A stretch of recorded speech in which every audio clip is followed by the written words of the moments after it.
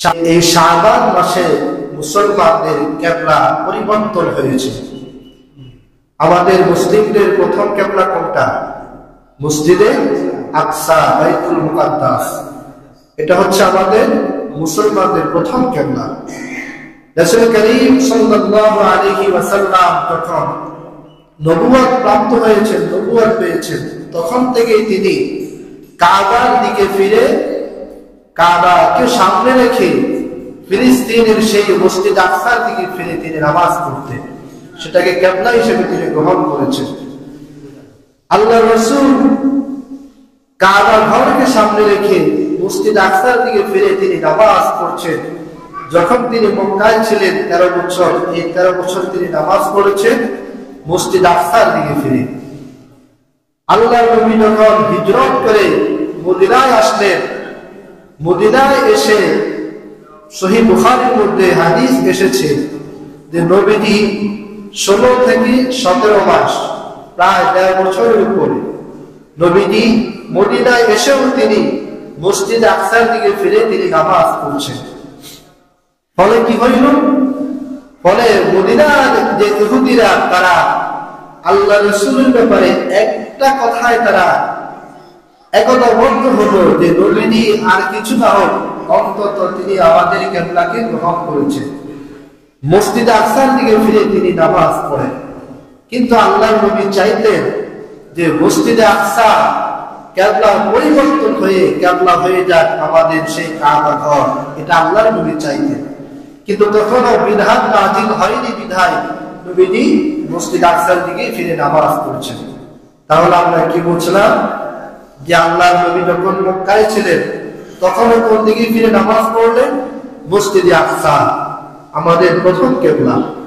যখন তিনি হিজরত করে মদিনায় আসলেন তখনও তিনি 16 থেকে 17 মাস সেই মসজিদ আকসার দিকে ফিরে তিনি নামাজ পড়ছেন।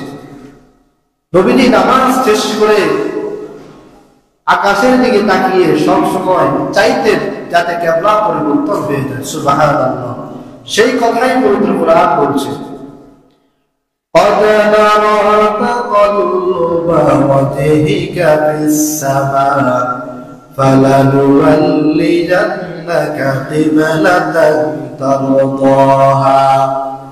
আমি দেখেছি, قَدْ نَرَى, আমি দেখেছি, تَقَلُّبَ وَجْهِكَ فِي السَّمَاءِ, আপনি আপনার চেহারাকে আকাশের দিকে বারবার উঠাতেন, আকাশের দিকে বারবার তাকাইতেন, এই জন্য যে কিবলা যেন পরিবর্তন হয়ে যায়।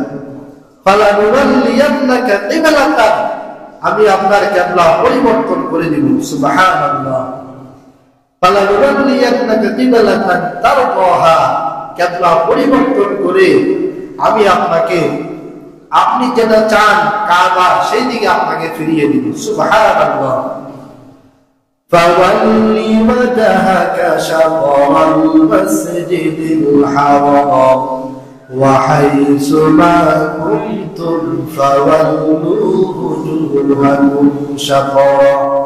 অতএব আপনি আপনার চেহারাকে মসজিদ আকসার থেকে ফিরে কাবা ঘরের দিকে ফিরিয়ে দেন। সুবহানাল্লাহ।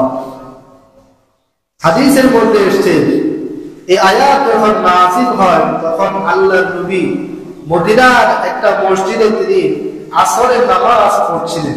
আসরের নামাজ 2 রাকাত তিনি মসজিদ আকসার দিকে ফিরে পড়লেন। 2 রাকাত পরে জিবরাইল আমিন আয়াত নাযিল করলেন যে 2 রাকাত মসজিদ আকসার দিকে ফিরে পড়া হয়ে গেছে, বাকি 2 রাকাত আপনি কাবা ঘরের দিকে ফিরে নামাজ পড়া শুরু করুন। সুবহানাল্লাহ। নবীজি 2 রাকাত শেষ করে বাকি 2 রাকাত কাবা ঘরের দিকে ফিরে তিনি নামাজ বাকি 2 রাকাত শেষ করলেন। শেষ করে আল্লাহর নবী সাহাবায়ে কেরামকে জানিয়ে দিলেন, সাহাবায়ে কেরাম, তোমাদের কিবলা পরিবর্তন হয়ে গেছে, এখন থেকে তোমাদের কিবলা হবে কাবা ঘর। যে মসজিদের মধ্যে কিবলা পরিবর্তনের ঘটনা ঘটেছে এই মসজিদে নববী থেকে প্রায় 4 কিলোমিটার দূরে। মসজিদের নাম মসজিদে কিবলাতাইন, যারা হজে যায় তারা দেখতে পায়। মসজিদে কেবলাতাইন, দুই কেবলার মসজিদ, এই মসজিদের মধ্যে কেবলা পরিবর্তন হয়েছে। 2 রাকাত পড়া হয়েছিল ফিলিস্তিনের মসজিদ আকসার দিকে, আর বাকি 2 রাকাত পড়া হয়েছে কাবা ঘরের দিকে। সুবহানাল্লাহ।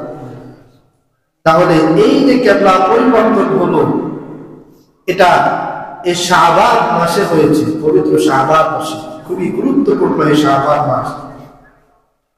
কেবলা যখন পরিবর্তন হয়ে গেল, সাহাবায়ে কেরাম অন্যান্য মসজিদে যখন নামাজ পড়ছিলেন, যেই নামাজে ছিলেন, যত নাম্বার রাকাতে ছিলেন, সাথে সাথেই তারা ফিলিস্তিনের মসজিদ আকসা থেকে ফিরে কাবা ঘরের দিকে তারা ফিরে গেলেন।